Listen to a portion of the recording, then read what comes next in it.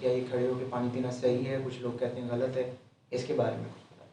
اب دیکھیے، کھڑے ہو کر پانی پینا کوئی گناہ نہیں ہے، نبی پاک صلی اللہ علیہ وآلہ وسلم نے بھی کھڑے ہو کے پانی پیا ہے۔ اس سلسلے میں بخاری شریف کی باب الشرب القائمن میں ایک حدیث ہے جو حضرت علی کرم اللہ وجہ الکریم سے مروی ہے، اور یہ بہت بڑی سند ہے حضرت علی کرم اللہ وجہ الکریم کی۔ حضرت علی کرم اللہ وجہ الکریم نے نماز ظہر جامع مسجد کوفہ میں ادا کی، لوگوں کو معاملات سلجھاتے رہے، حتیٰ کہ نماز عصر کا وقت ہوا۔ انہوں نے اپنا ہاتھ منہ دھویا اور کھڑے ہو کر پانی پیا اور کہا کہ کچھ لوگ کھڑے ہو کر پانی پینا بڑا گناہ سمجھتے ہیں، حالانکہ نبی پاک صلی اللہ علیہ وآلہ وسلم نے کھڑے ہو کے پانی پیا ہے، تو اس لیے کھڑے ہو کر پانی پینا گناہ نہیں ہے۔